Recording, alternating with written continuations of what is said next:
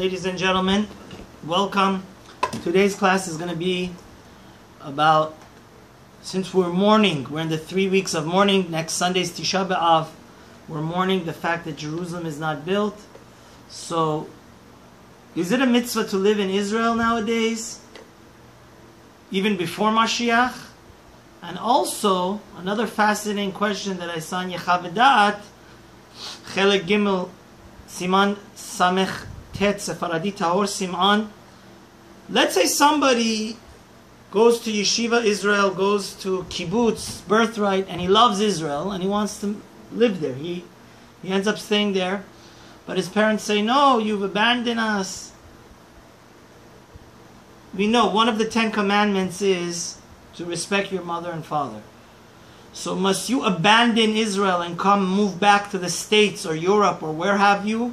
Or does the mitzvah of living in Israel override and supersede, and you don't have to move back to the States, you could stay in the Holy Land? So those are the two questions. So OVADIA brings such a beautiful sifri. The sifri is the midrash that Rabbi Shimon Bar Yochai, that has many halachot that he wrote on the Bamidbar and Devarim. It says there's a story how Rabbi Yehuda, Rabbi Matyav, Rabbi Hanania, and Rabbi Yoshua, they had to leave Israel because their wife and children were back in Babylonia. And when they got to the boundary, like whatever, Syria, where have you, that's the boundary, they started crying bitterly. And they ripped their clothing in tremendous mourning. And they said, it says when God teaches us that you're going to inherit and live in the land of Israel, then it says you will keep all the mitzvot of the Torah. So a fascinating thing I didn't know till a few years ago.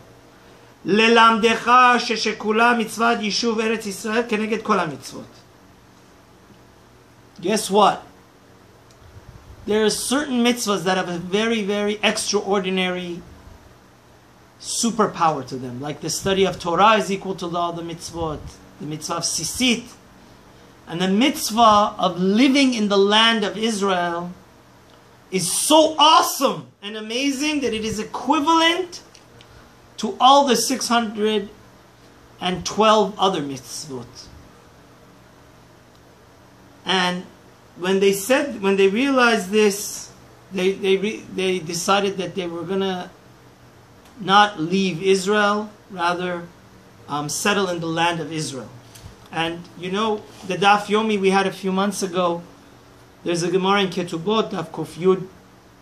The Mishnah says, Hakol ma'alin le'eretz Yisrael. Whether a husband or a wife, any family member could force his entire family entourage to move to Israel.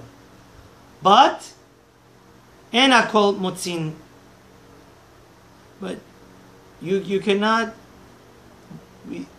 If a husband and wife, there's a family feud, there's a dispute, we always rule the halacha and the ketubah, and this has monetary ramifications, that we always side with the person that wants to what? Live in Israel. And look what the Gemara says here. Tanu Rabbanan, these are all halacha. The Rambam and the Shulchan Aruch all classifies these as halacha. It's not just some abstract midrash. Le'olam yidor adam be'eretz Yisrael afiru be'ir sheruba uvdei kochavim. It's a mitzvah to live in Israel, even if it's in a city, the vast majority of people are idol worshippers. And don't live outside of Israel. Even in a city like Borough Park or Brooklyn, that is mostly Jewish. Why? Because whoever lives outside of Israel is synonymous and similar to somebody that doesn't have a God. Which Kabbalistically means, of course, God is everywhere. Kadosh, Kadosh, Kadosh, Hashem Sebakot, Melo Kol Haaretz Kevodo. But it means that our prayers have a direct line when we pray from the Kotel in Israel. There's no angels that need to take it to Israel. So it's a... and God forbid, whoever lives outside of Israel is similar that he doesn't have a God. Kol hadar be'etz Israel, whoever lives in Israel has a direct relationship with God and is totally attached and clear. But if God forbid we live outside of Israel, it's similar. We're removed away from holiness, and it's similar like we don't have a God, chas v'shalom, because our prayers have to travel through the gates of Jerusalem, which is the gates of heaven. Like you see the Bet HaMikdash behind me. So, the Ramban, Nachmanides, Rav Moshe ben Nachman, is a very, very big Zionist and advocate of the state of Israel. He says, just like it's a mitzvah nowadays to put tefillin, tzitzit, keep kosher, the mitzvah of living in an Eretz Yisrael has nothing to do with Mashiach. And may God really forgive me and the rest of us that are stuck over here. We saw what Obama did. He threw Israel under the bus. It's a wake-up call. With a nuclear Iran, which could be happening in 10 years, it's a wake-up call. And the Tashbetz, one of the other great, Rashbetz, all the other great Rishonim. Now there's a dispute. Some people say that Maimonides, the Rambam, does not hold that there's a mitzvah to live in Israel till Messianic times. But Rav OVADIA brings from so many poskim, Rav Chaim Filaji, the Avnei Nezer, and many, many other poskim, that that's a mistaken understanding of the Rambam. The Chidah, Marana Chidah also says, the two pillars of Sephardi Halacha, the two greatest Rishonim, medieval giants and Torah scholars of approximately 1,000 years ago, Nachmanides and Maimonides, both unequivocally are in agreement that it is a mitzvah to move and live and inhabit the Holy Land, even now in the year 2015. So therefore, the first question, we do not need to wait for Mashiach to settle in the land of Israel.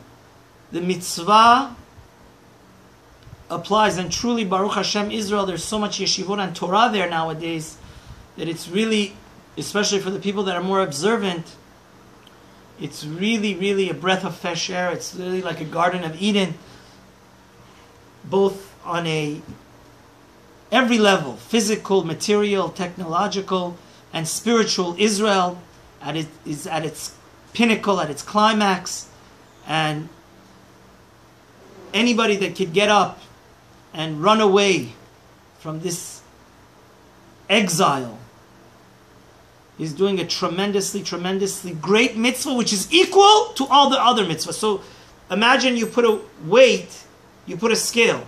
The mitzvah of living in Eretz Yisrael is equal to all the other mitzvot of the Torah. Shabbat, kosher. So it's a extraordinarily special and precious mitzvah. Now let's say you have a love affair, you went and visited Israel and you started living there. But your father says, what's going to be with our business? We want to see you more often. The second half is, what should you do? You're in a quandary. Should you go commit to your parents and leave the land of Israel alone? Or should you stay and your parents can come visit you? So we know that the Maharami Rutenberg says clearly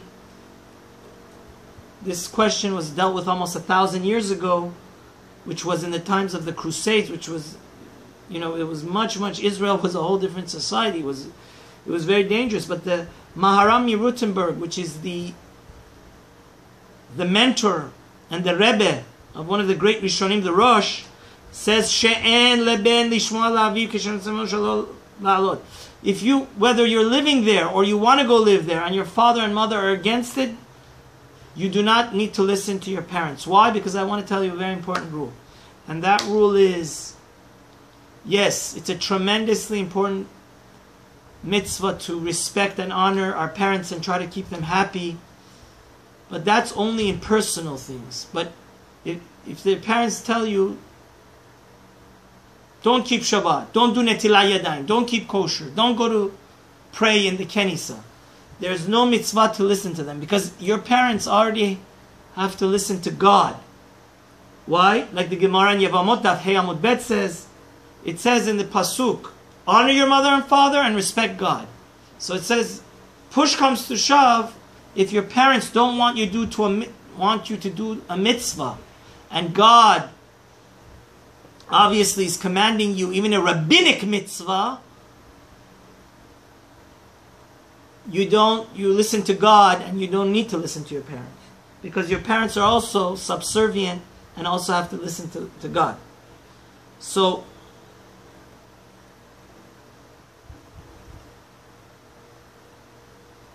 it's very clear that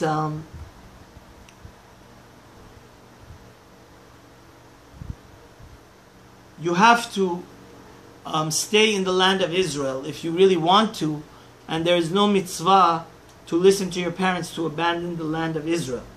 Now, this not only for negative commandments, even the positive commandment. And like I said, living in the land of Israel is such a big mitzvah that you're allowed to do business dealings on Shabbat in order to take away land from the Arabs and the non-Jews. And usually, can you do business on Shabbat and buy a property? Well, you're not going to write, but you do a handshake. Let's say there was a property you wanted to buy in the land of Israel, and if you don't close the deal on Shabbat, look in Shulchan Aruch Orach Chaim, Siman Shin Vav. It's based on a Gemara in Gittin. It's such a big mitzvah to live in the land of Israel that you're allowed to desecrate the Shabbat rabbinically, so to speak, and have the ownership of the property transferred to you, and commit that you're going to buy property because we want Jews to live there. Now, the second part of this question is okay, fine. Anytime it's God gives us a commandment, even a rabbinic commandment, because God says that we have to listen to our Sanhedrin, to the Chachamim, the wise people, because they make the Torah relevant and interpret it to our daily life, so we could incorporate it into the modern technology, which is really the focus of this class. But maybe you can argue that there are, for certain mitzvot, you are allowed to abandon the land of Israel and go and move out, even though you had made aliyah. For example, if there's a special yeshiva, which you could, nowadays it really doesn't make sense, but before Israel was so desolate, if there wasn't really any yeshivot in Israel that you could study in, or you couldn't make any money, you were really, literally, terribly in a very bad financial predicament. So why should it be worse to go married if you can't find a shidduch in Israel, and you have to go find a fellow American or person that your culture? So to get married and learn Torah and go do business, you're allowed to leave the land of Israel. So Rav OVADIA brings from the Rashbetz, mashma shemakom mitzvat kibud amim nichad mitzvah, but he says no. To concur with the Mabit, the Ish Matzliach explains very clearly that, of course, let's say we know there's many, many great rabbis. I had the great honor to be standing right next to the great genius, Mekubal Hagaon, Rabbi Yaakov Hillel, at the wedding of my good friend Rafi.